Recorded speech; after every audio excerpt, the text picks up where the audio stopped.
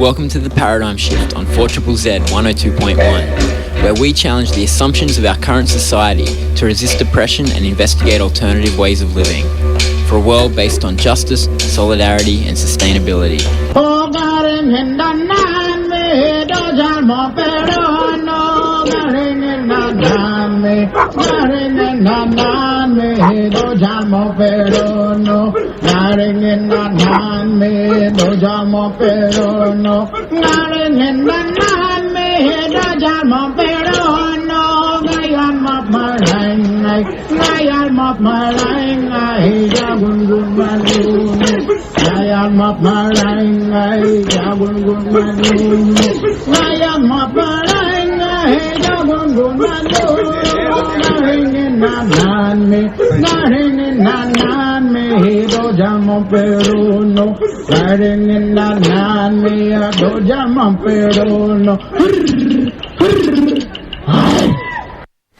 Welcome to the Paradigm Shift on 4ZZZ 102.1 FM, your local community radio station.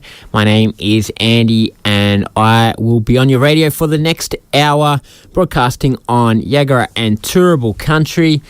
And today on the show, we are going to be talking about Kurdistan and political updates in that part of the world. If you are a regular listener to Paradigm Shift, you might know that we occasionally turn our eyes to the Kurdish people and their various struggles for freedom, independence, just basic rights.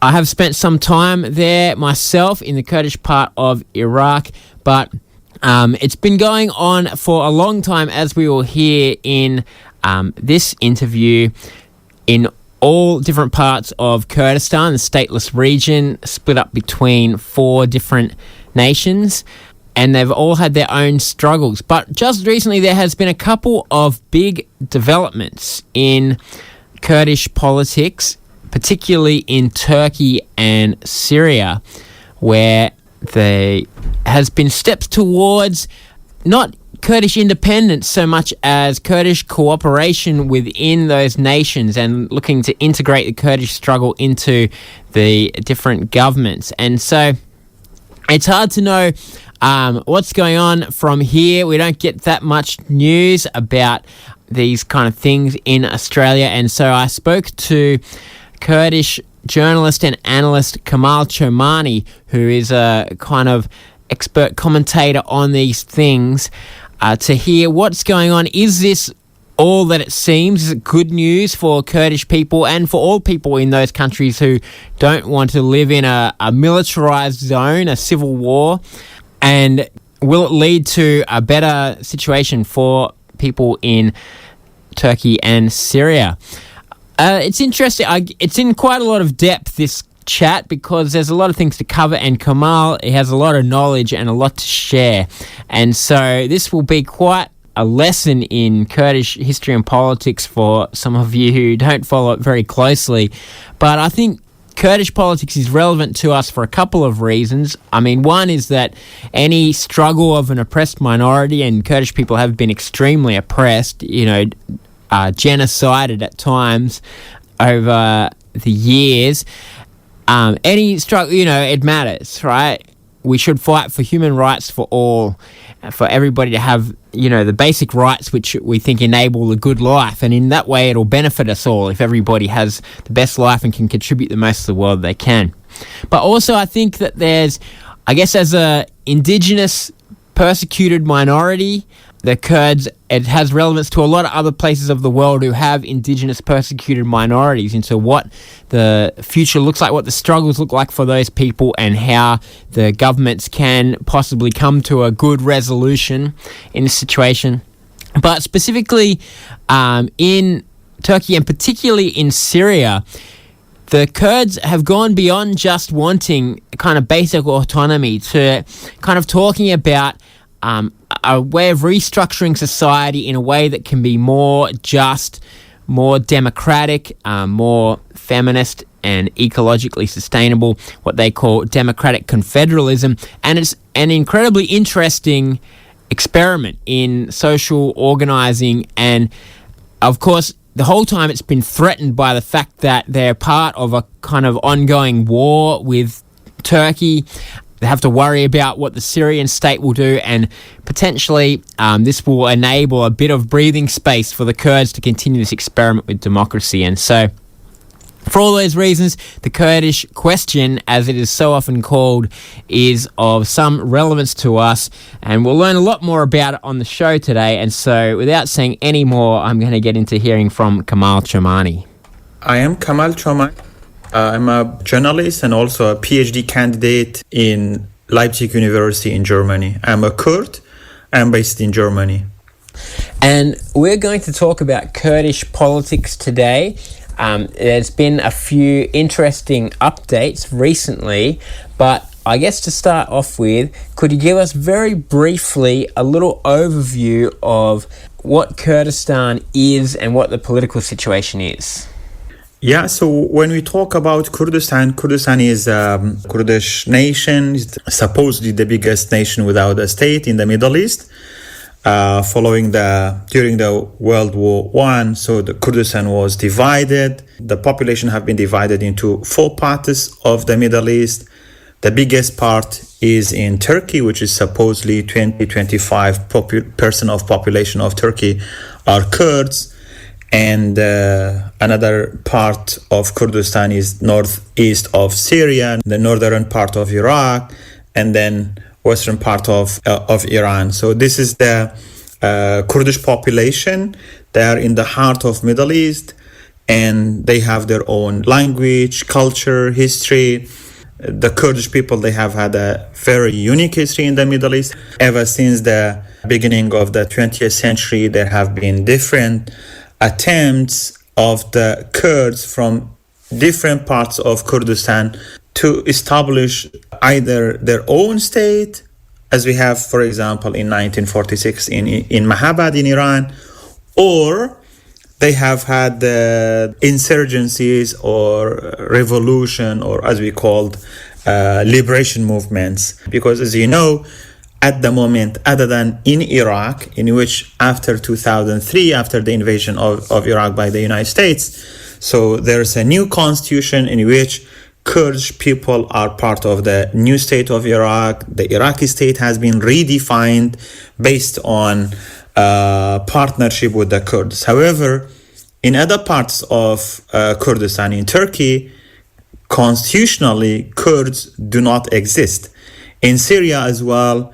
In Iran is a little bit different because in terms of cultural rights, the Kurdish culture has been banned, has been suppressed, but not as in Turkey, because in Turkey until 90s, the Kurdish language was completely banned. There is still a ban on anything that's called Kurds or Kurdistan.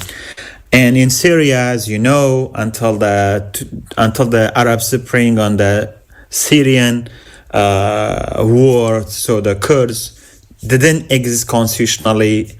Hundreds of thousands of Kurds didn't have even citizenship. However, right now the Kurds of Syria also, they have established a sort of self-autonomous administration in the northern and eastern part of Syria. So that's a very short history about Kurdistan.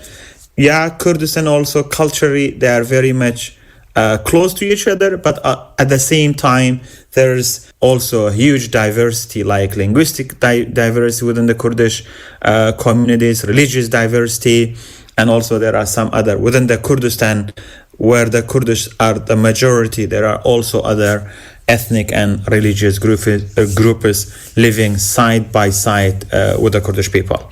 Yes. There's a lot of different things to say, so you've done well there.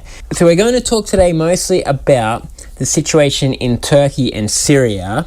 And let's start in Turkey, where there was a very big development recently in that Abdullah Öcalan, who is the leader of the PKK, Kurdish independence movement, guerrilla army / political party, and who has been imprisoned for 26 years, recently he made a public call that the PKK should dissolve itself, and more recently than that, there has been a meeting of the PKK where they have agreed to this. Can you tell us a bit about where did this come from, this announcement by Öcalan and decision by the PKK? So the part of Turkey is the biggest part of Kurdistan, as you know. However, the most suppressed Kurds have been the Kurds of Turkey. When we speak about Turkey, although at the beginning of the 20th century, Kurds were also part of the foundation of modern Turkey. However, Kurds soon were deprived from any political and even cultural rights. And then there was a Turkish assimilation policy.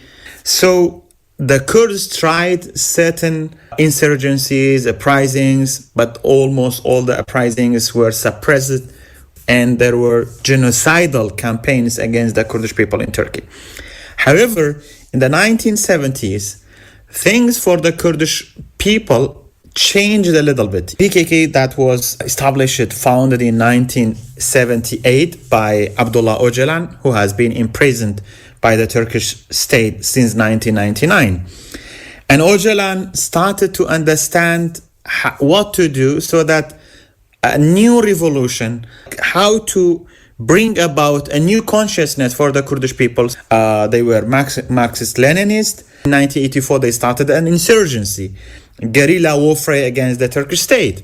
This period, like after 1984, the Kurdistan part, especially in Turkey, they were suppressed so much because the Turkish army, they militarized the entire Kurdish areas. So after some years of fighting, Öcalan realized that it is difficult for bringing all parts of Kurdistan. So he improved a sort of idea that the Kurds can coexist with Turks in Turkey, but the Turkish constitution should be amended. So at the end of 1980s, Öcalan called for peace.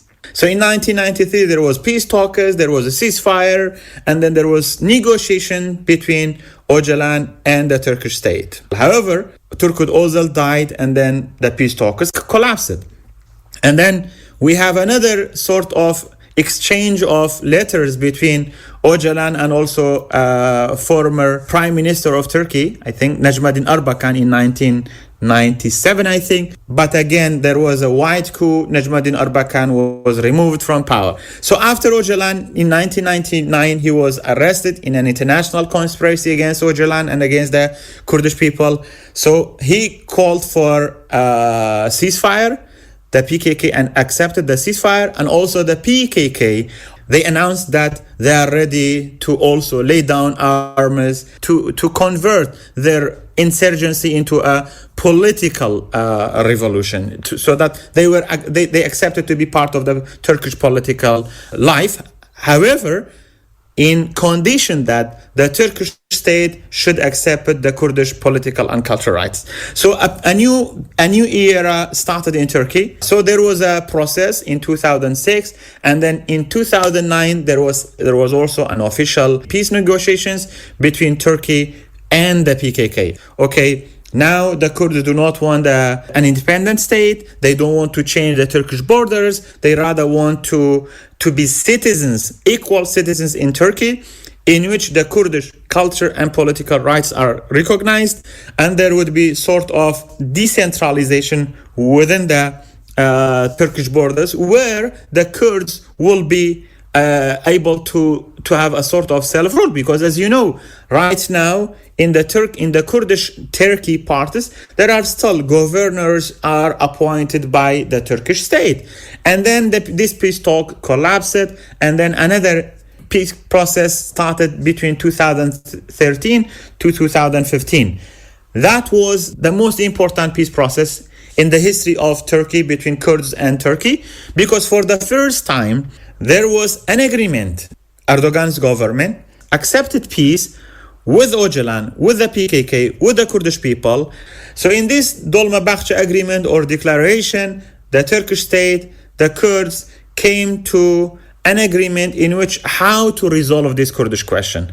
However, again, there was some conflicts within the Turkish state, And also Erdogan withdrew from the peace talks. And this process collapsed.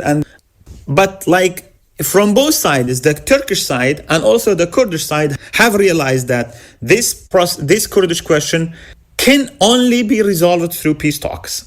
In, I think, October 2024, where the most radical right-wing, the most extreme Turkish fascist leader, whose name is Devlet Bahçeli, who is the leader of the ultra-nationalist party, he went to the parliament and now called Öcalan to come to the parliament to talk, to address the Kurdish question, and he said, let's end this terror question. So that was the beginning of the peace talks, and it developed very fast. And then, for the Kurds, of course, they accepted peace, and Öcalan soon answered this call, and then Öcalan called the PKK to dissolve. And then there was some internal negotiation within the PKK. So the PKK has announced they welcome Öcalan's call and they are ready to dissolve. So theoretically, the PKK has dissolved now, and practically they have silenced their arms. But as you know, the peace process is a process. Like, Kurds are being traumatized by the peace process because there have been almost 3 peace processes, official peace processes, that have failed. So they don't want this process to collapse. Personally, I'm optimistic, and I hope this time the peace talks will not collapse. As you've said, for a long time, Kurdish parties have been trying to come to some kind of peaceful agreement. But all the same, after decades of guerrilla struggle, there must be a lot of people very committed to that idea of change. Is it difficult for the PKK to give up that now, or is it actually strategic at this point in the armed struggle to give up on that and instead pursue a political path? As you said, like rightly, the PKK, and also for the Kurdish people, there's always a saying that, which I don't believe anymore, says no friends but mountains. And mountains means you have the weapons to protect your nation. And for so many Kurds, the PKK is the military, is the guerrilla force that can protect the Kurdish existence, the Kurdish identity. Because no matter what's happening in the cities, you have the mountains, you have the guerrilla force that can fight forever. And in fact, the PKK has proved that they are this force. Because as you know, they have been able to survive against all these countries, especially Turkey, one of the biggest military forces worldwide, a NATO member, a big, like a G20 member, economically very strong. However, the PKK have been able to survive. So for the Kurds to see the PKK laying down arms, if they are not very much sure that it will lead to a success in like their demands that will be met, so they will mourn. And that's why so many Kurds are, if they're not suspicious, they're very critical. And also some are against, because they say, okay, how can we trust Devlet Bahçeli, who has been a fascist leader, who has been behind all the crimes against the Kurdish people. Not, I mean, personally him, but like his party, his ideology, his Turkish state. And for the PKK also, how to trust a state which they still call them, they don't call the peace process like peace process, but they call the process like how to free Turkey from terrorism. So it's very difficult. And also for the PKK, because the PKK is a very, very revolutionary force. They're radicals. It's not easy to lay down arms. However, the PKK strategically has changed its own mindset from the beginning of 2000s, because they have realized that in the new world, under this like circumstance of technology, and then all this diplomacy and political activism, probably a political force, if PKK turn into a political force, they can They can push for their progressive ideology. They can push their the Kurdish rights better than being an armed group. And in the past 5 or 6 years, the PKK has also started to change very much in terms of ideology. They are focusing so much on, as they call it, a paradigm shift. One paradigm shift started from the end of 90s to abandon the Greater Kurdistan, and then in 90s the peace process, and when Öcalan arrested, and then like a new democratic confederal system. And now they have in the past, like I think 5-6 years, where they say we need a social political revolution rather than an armed revolution. Of course, the armed revolution is only to support this social and political revolution. However, if there is an opportunity within the Turkish state, within other parts of Kurdistan, to lead the Kurdish political social revolution, the PKK believes they don't need arms. This is one. And secondly, the PKK also have realized they can recruit guerrillas.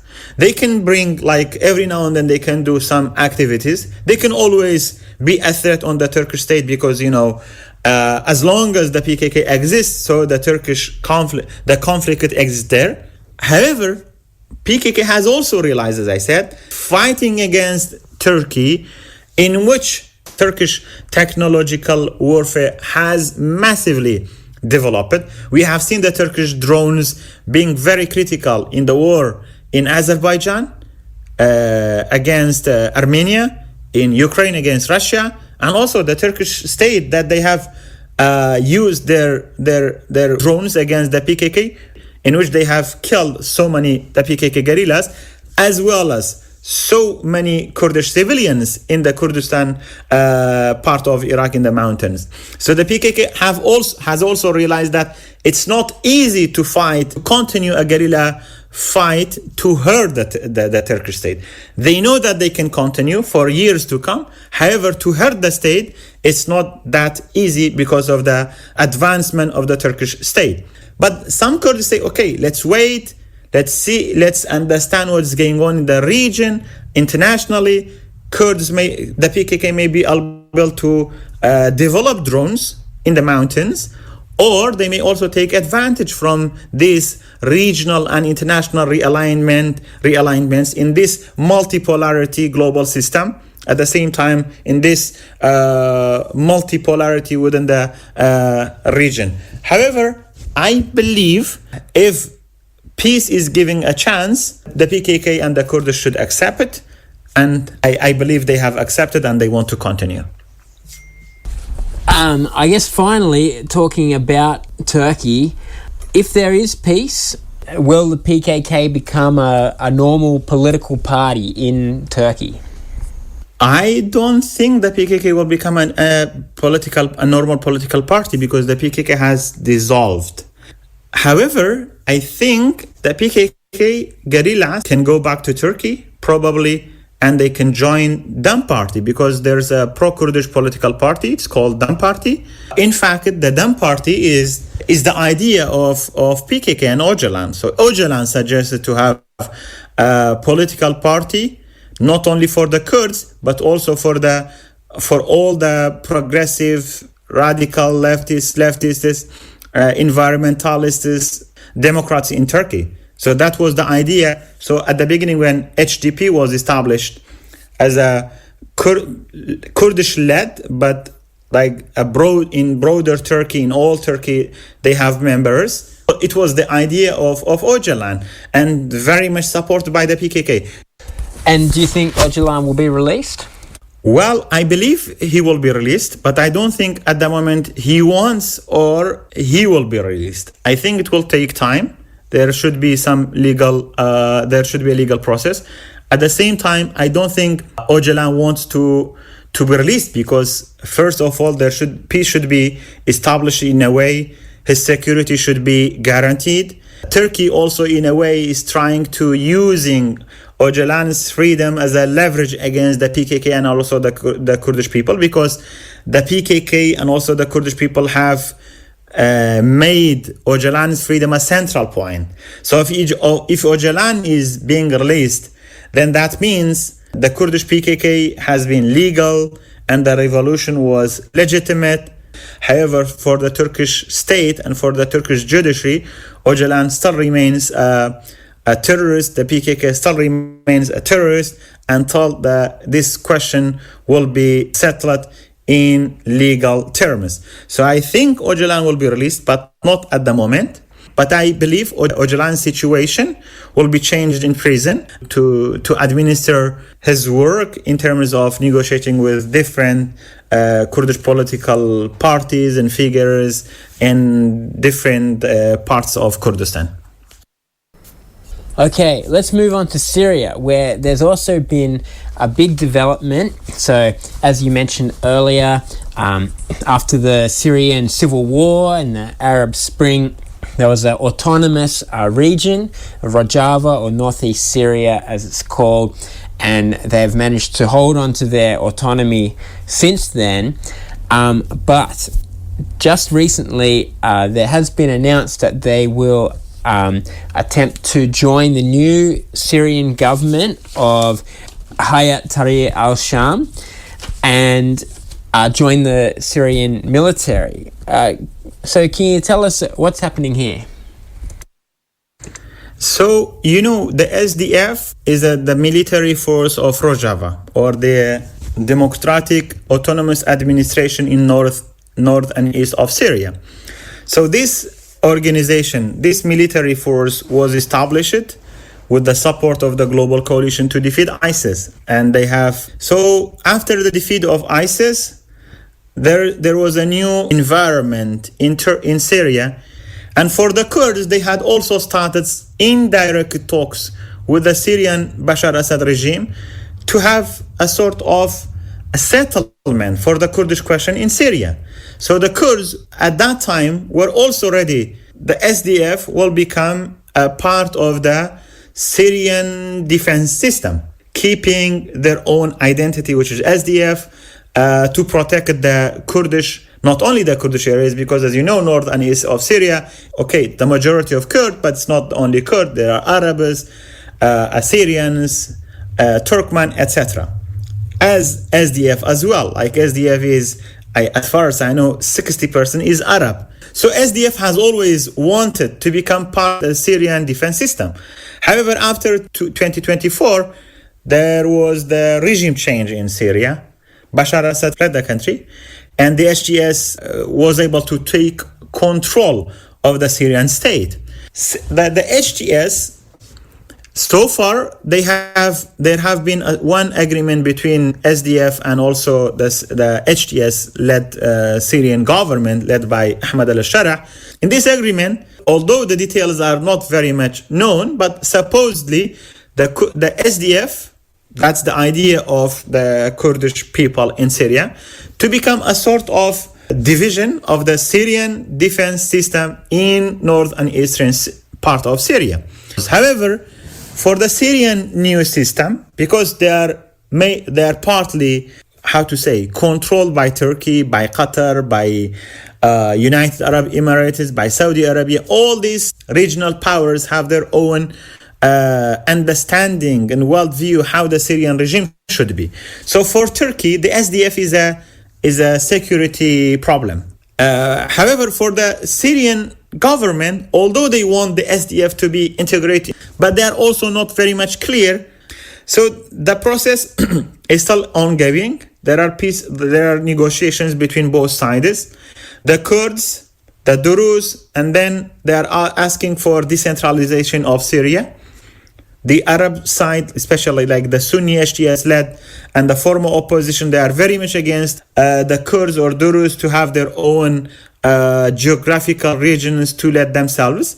That's a process. I'm not sure where this process leads to. However, if the peace process in Turkey will be successful, and I think at that time the peace process, like the negotiations between HTS and also SDF, will be very much successful, because one of the obstacles between the Syrian government, the new Syrian government, and the Rojava administration to reach an agreement is the intervention of Turkey. So, but once the peace process in Turkey will be successful, Turkey, instead of becoming an obstacle, I think Turkey they will assist these two administrations to come to a sort of mutual understanding. So for now, it's not really clear. However, what Kurds want is decentralization. The new Syrian constitution should be redrafted, in which the Kurds are part of the new Syria, something really similar to the Iraqi state. Not that the HTS should come back and take control of the area, because there is a huge distrust between the Kurds and also the HTS, which is now leading the country. So that is the situation. There are negotiations. There is a ceasefire between them. They have not attacked each other. However, the situation is also very sensitive, because the Turkish side is also very much pressuring Ahmad al-Shara to have control over the other Kurdish territories in Syria. Of course, Rojava and its autonomy is not just about Kurdish ethnic autonomy or something. There's also, as a lot of Western people know about Rojava, there's this feminist, ecological, direct democratic system that they're trying to build, democratic confederalism. So I guess how would that system manage to survive now if Rojava comes back being into more united with the Syrian government? Well, that's one of the very big issues that the future Syria will face, because as you said, ideologically, the Kurdish SDF is on the radical left side, and the HTS is on the radical right side. Extremist Islamists, two different worlds. However, I do not think the HTS extremist Islamism has enough legitimacy in Syria, so they should accept a sort of democratic system. The Rojava administration can have their own particularity. They can have their own unique system. Of course, there should be a sort of united Syria in which all the parts are very similar. However, ideologically, and also culturally, it depends on the political party who are winning the elections, how to rule this area, how to govern this area. At the same time, if the SDF remains as a military force, that means also a sort of security for the Kurdish people, so they can continue their experiment of gender equality, environmentalism, ecology, and this sort of democratic confederalism system that they have developed. And at the same time, I believe that the Kurds also understand that, to continue this system, it takes time. They have to also compromise a little bit in terms of because there are also some areas that are still under the control of the SDF. They are the majority Arab Sunni areas. Probably they might not be happy with this democratic confederal system, and that will be totally fine. That whoever will not be happy with this system, they can have their own system. If Syria regains its centralism, then at that time there will be no hope for the Kurdish people to be able to continue this system. And if Kurds will be denied from this human rights, political, cultural right to have self-rule, there will be violence again in Syria, something neither the new Syrian government nor the Syrian people nor the Kurdish people want. So therefore, there should be an agreement, and that deal, one of the main key demands will be to continue their own political system.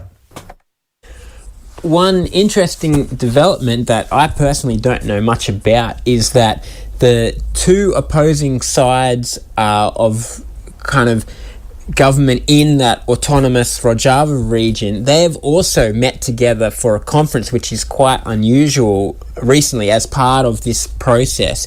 Can you tell us a bit about that, the intra-Kurdish conference?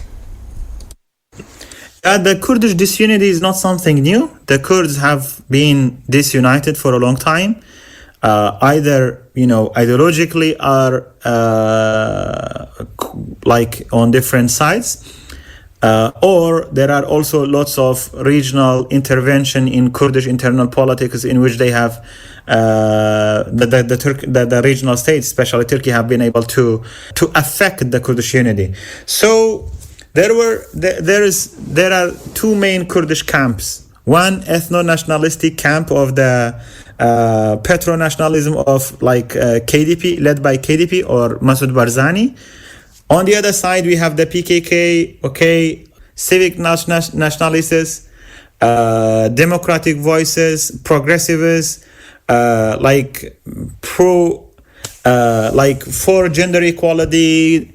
Sometimes even there are some within them, there are anarchists, radical leftists, etc. So these two camps have political conflicts. Historically, they have had different, even clashes with each other. So luckily, there was under these new circumstances in the Middle East, and also under the circumstance of the peace process in Syria and also in Turkey.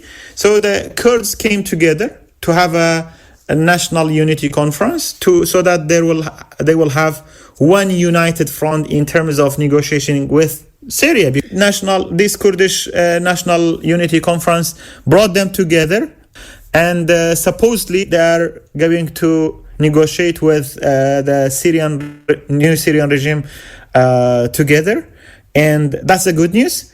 However, I'm not very much optimistic about this unity, because for me unity should be based on certain values and certain political understanding, not a circumstance force you to be united. Well, to finish off, I guess these are two historical moments in the Kurdish nation right now, and Kurdish people have maybe learnt to be pessimistic about these things, international relations and these peace processes. But do you think there are reasons to be optimistic that this will be good news for Kurdish people and for peace in the Middle East? Absolutely. I feel optimistic about the new process because, as I said, the new circumstances have forced on the Kurdish side and all the Turkish side to come together. They have no choices other than other than coming together so that to have a new Turkey based on equal citizenship, based on democratic equal rights for both Turks, Kurds, and also other peoples. Because the Kurds have the choice of leading a new sort of revolution against the Turkish state, at least internally, like in terms of social uprisings against the Turkish state, and also regionally and internationally, Turkey cannot deny the Kurdish human, political, and cultural rights anymore. And Turkey, to survive in the changes in the Middle East, it should resolve its own domestic problems. Otherwise, Turkey, even if remains united as a state, it cannot have much influence in the region. And that's something also the Turks have realized. The Kurdish question, the resolving the Kurdish question strengthens the Turkish state, and that will be a good news for the Kurds and also for the Turks, as well as for the Middle Eastern people, or even maybe for the Europeans, because a stable democratic Turkey will massively influence Iraq, Syria, Iran, and also the broader region. First, because any democratic region in the region, any democratic country in the region positively influence on the other, and especially any democratic region from a country from these four countries, Iraq, Syria, Turkey, and Iran, will massively influence the other because of the huge population of the Kurds there. And also, like, a stable Middle East means a stable Europe as well. A stable Turkey will be, for example, less refugees for the European countries.